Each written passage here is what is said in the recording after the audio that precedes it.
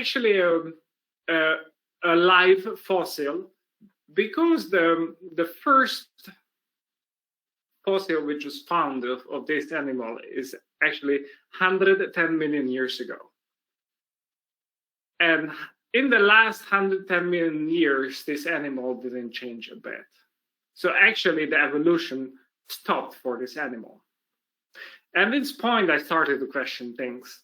So then I was going into looking for more answers for my specific questions. And then I didn't continue my studies after a while, because of course, this is not a scientific picture. It just shows that between the different links of the theory, there are missing elements which were not fossil record found.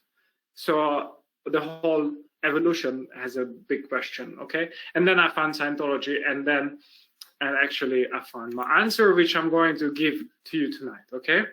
But before we start this, I would like to put in a disclaimer, which I'm always doing before my seminars, to make sure that there is nothing that is not true for you, because Elevate says what is true for you is what you have observed yourself, and when you lose that, you have lost everything. So just make sure whatever I tell tonight, or whatever I give to you in ideas, the data or viewpoint, that is true for you, and you don't take anything which might not be true for you. Okay? Good, it's very important. And of course, as I told you, you can ask questions, or at the end of the webinar, there is a feedback where you can answer, or where you can ask any question, which I'm going to certainly answer for all of you. Okay, good. So let's start. So as the title of this seminar is the evolution of life, first I would like to define what life means, okay?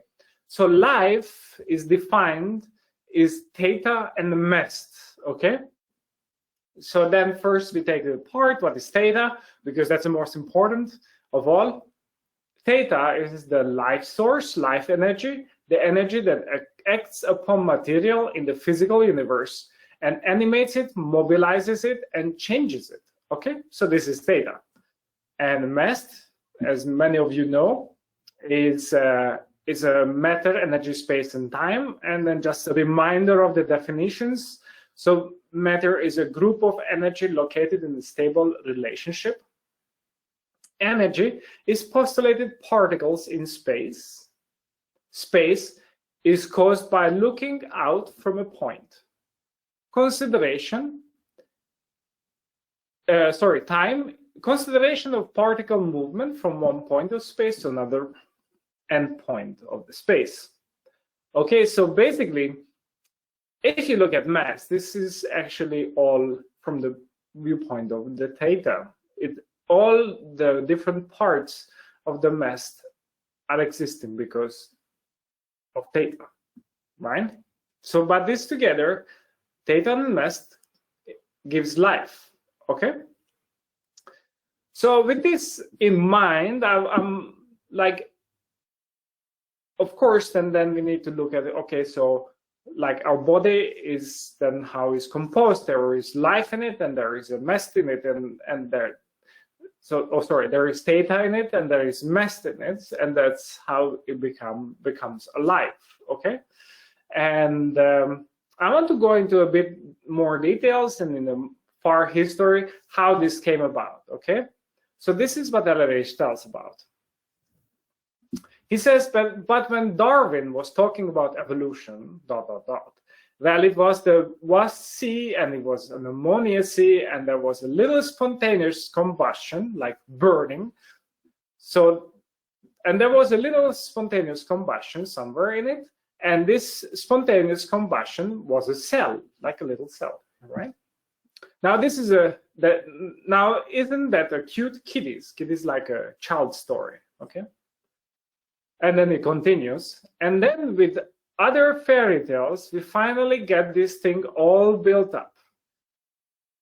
The actual facts behind this, you see, are so outrageously different that it makes very, very funny, you know?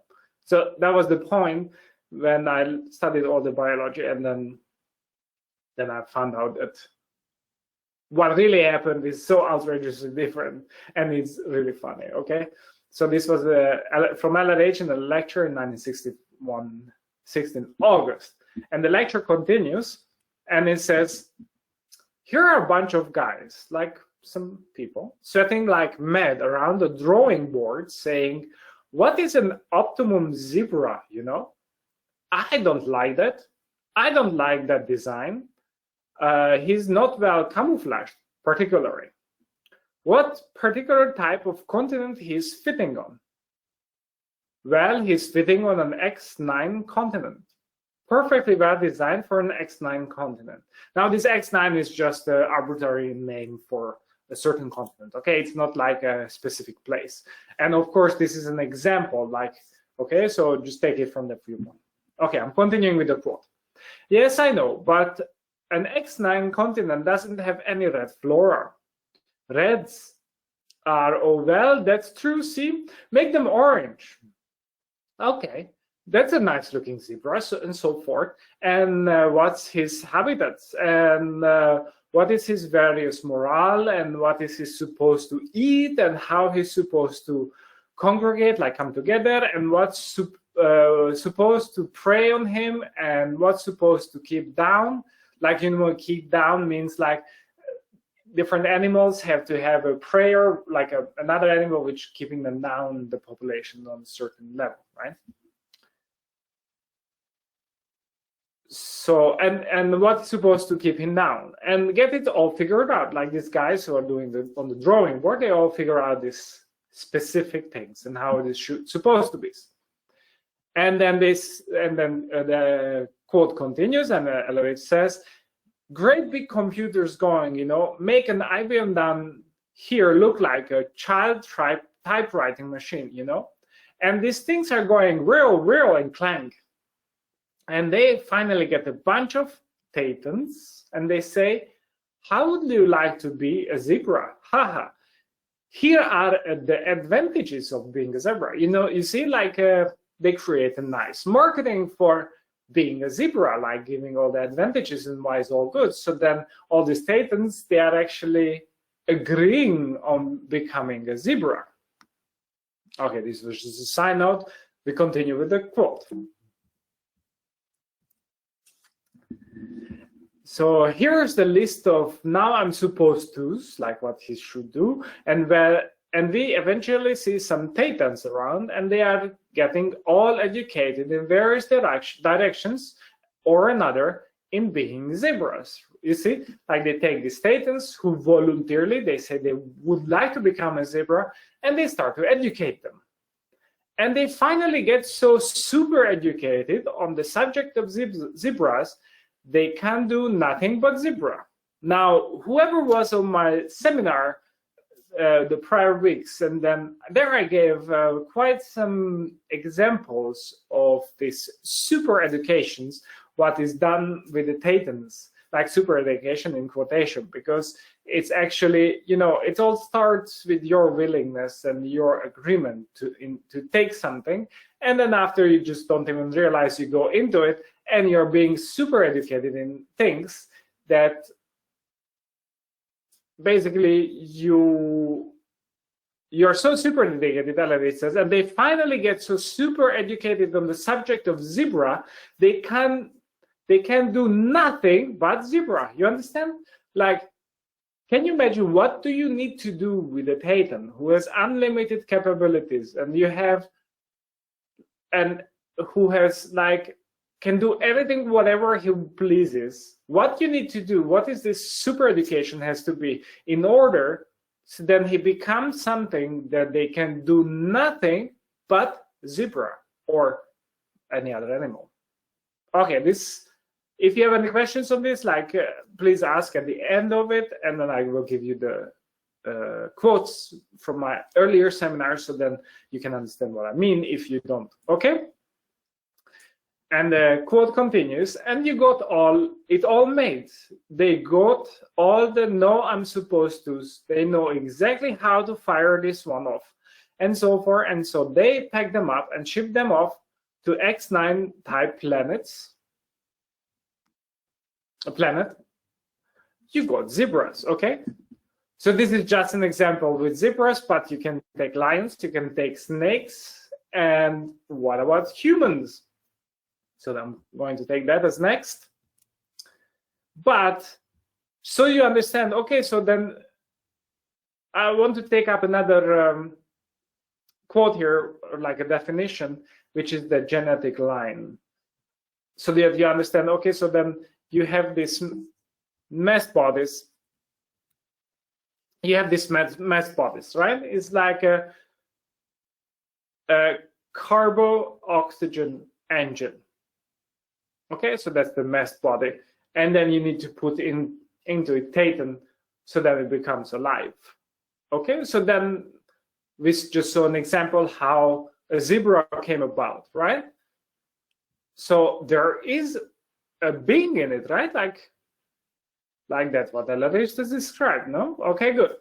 So if you look at it, like if you put together yourself and then you see that's how the genetic line came about or could have come about. Okay, here. Because so then what does the genetic line, the genetic entity do? The genetic entity regulates the heartbeat, takes care of such responses, acts as a stimulus response mind to avoid pain and discover pleasure and keep the body running in general. This is the mind of an animal, dog or cat or cow. You see?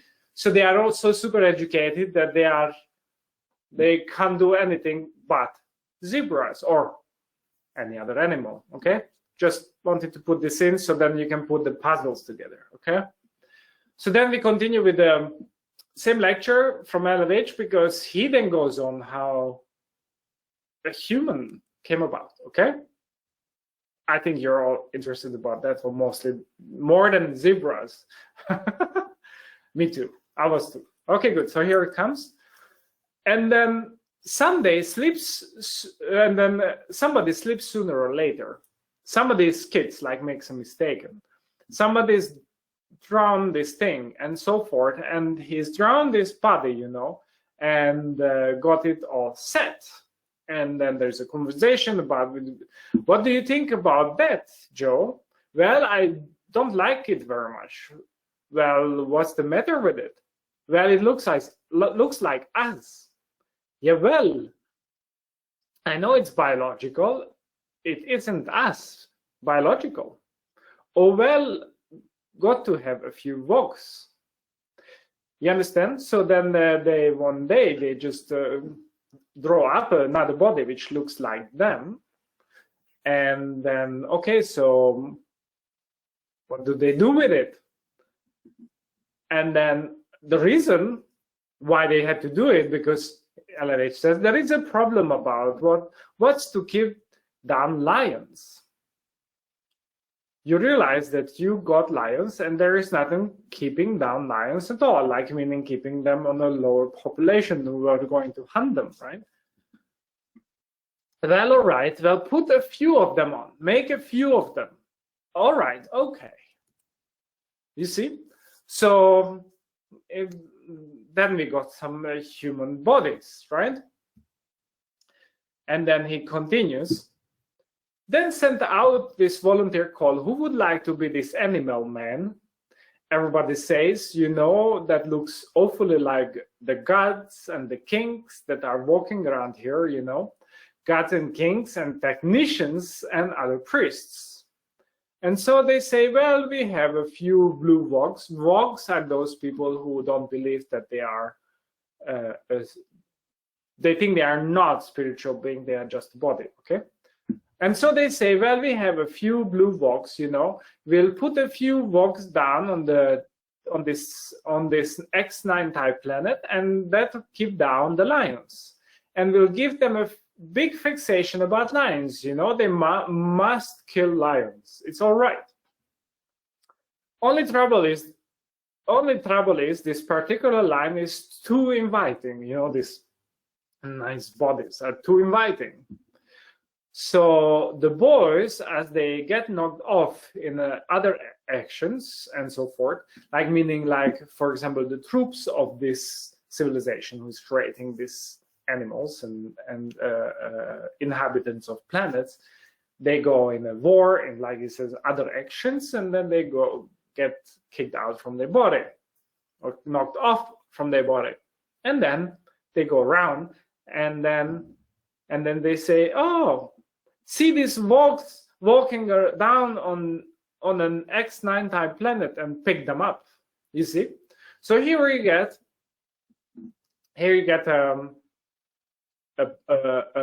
a body which was drawn on a drawing board. Then there was a Tatum put in it, which was well educated on what they're supposed to and not supposed to, and then was taking care of the body.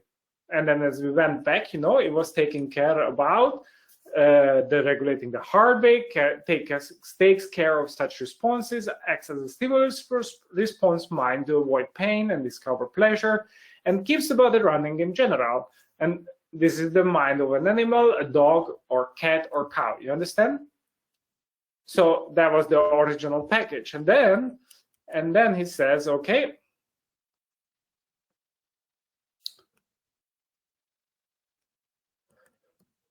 so, and then he says, okay, so then this becomes very inviting.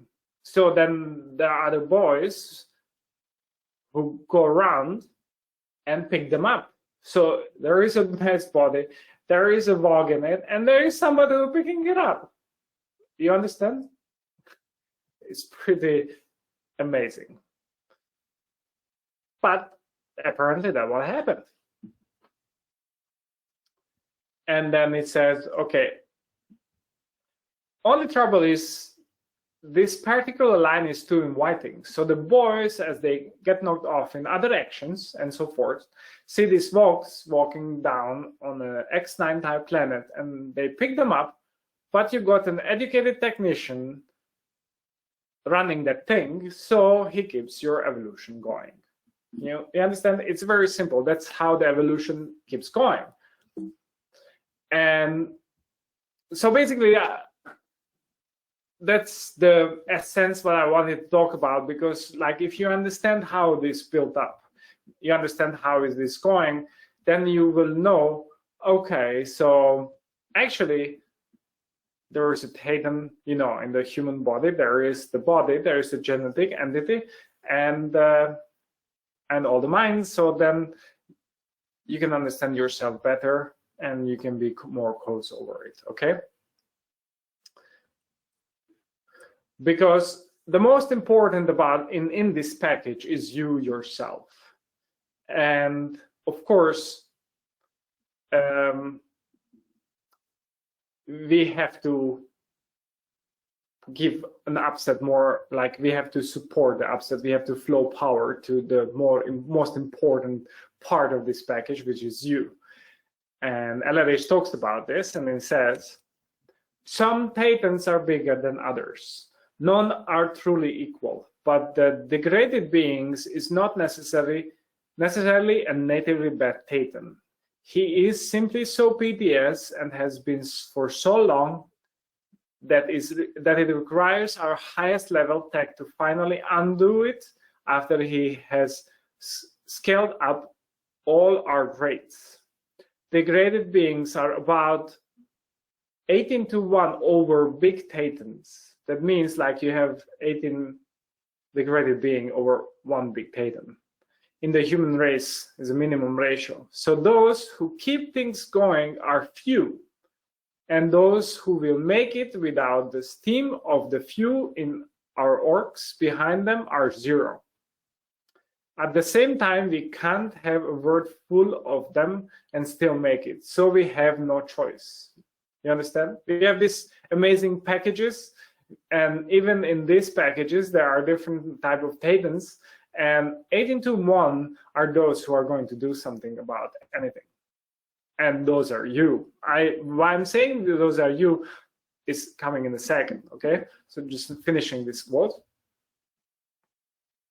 And then we can handle them even when they cannot serve at high levels. So this is really OT data, but we need to, but we need it at lower levels to get the job done, okay? And why I said that, especially you who are in Scientology are potentially big thetans is the following. In Scientology, you're dealing with a specialized group, specially selected. Actually, these people are all pre-selected out of the races of Earth today. It isn't a cross-section of the population at all. It is very great minority of the population. As these people move up to more advanced levels of training, a further selection takes place. They confront, their persistence come up. Just look at the things that are required for you in actual fact. Sticking with it despite disappointments and upsets and the trouble you have had. If you don't think that's a process of pre-selection, you should take a look at it someday. Just going on being in Scientology is a process of pre-selection. It rewards, but it also has its liabilities, and those that have survived this particular process have simply demonstrated the fact that they will obviously someday make OT. LRH experts from the special briefing course lecture, The Relationship of Training to OT, 6-3, 7 November. Why I was saying this, because of course, if you look at the evolution of life, and it starts some point that it has a continuation after these packages are made, right? Because the evolution of the bodies is in a way, and there is another evolution, which is actually a devolution, which means going down of the spiritual beings. And we are at the point in the history, which is a cross point where we can stop this devolution and we can turn it around. By knowing all this data, by knowing all this, that is all available. If you look behind, all this what I was talking about is in the basics. So if you yourself start to study, you will understand more, you will have more positive viewpoint in life, okay? And then I would like to take up a next definition of life, because in the beginning of the seminar I was talking about life is theta and mest. But then actually later on LRH developed the definition, and then it said life is going along a certain course impelled by a purpose and some place to arrive. It consists most of removing the barriers in the channel, holding the edges firm, ignoring the distractions, and reinforcing and reimpelling one's progress along the channel. So you see, the one who gives purpose to this package which we are living is you yourself, and you are going to be the one who is going to push it towards, like by giving life, pushing it towards a purpose, some place to arrive, to remove barriers, to hold the edges firm, and then to ignore distractions and reinforce and reimpelling your progress along the channel. That is you who is going to do, by taking all this package on your back and going with it until you get rid of it, of course. Because that's the evolution. If there is an evolution, then this is it. When you realize that you're a spiritual being, and then you gain knowledge, you gain more certainty, you learn, you progress up the bridge, and then you go out and you will achieve OT, as LRH said. And by living, by living like this is, then you push forward. You understand? And that's what is the real evolution which we are facing and which we are in. And we are the lucky ones who can really enjoy it and have it. Okay? Okay, good. So then here comes, because LRH had a purpose, of course, because when you realize you're a spiritual being and then you have a bit more capabilities than people around you, and you can achieve more things than people around you, then there is a responsibility that comes with it. And of course, that has to be a purpose, a pro-survival purpose towards where you push your life to. And I wanted to give you what LRH's purpose was, which is actually beautiful. He says, face it, we live in a barbarism. The shiny cars are driven by degraded men. You won't be free unless they are. It has taken me 10 hard years to make clearing everyone an accomplished fact. That I could do it was not enough. That you could do it was part of the major plan. My purpose is to bring a barbarism out of the mud it thinks, conceive it, and from here on, Earth civilization based on human understanding, not violence. That's the big purpose. A broad field, a star-high goal. But I think it's your purpose too. Okay? So because of the upcoming concert, I just wanted to keep it very short and brief and to the point, and wanted to make sure you understand another puzzle in this life, in this game called life. So then you can become more close, you can become more on purpose, you can direct your life much better. So I hope you got something new, something interesting, and I'm soon going to end here. And I would like to ask you, when we finish that, to fill in a survey which will come up immediately on your screen.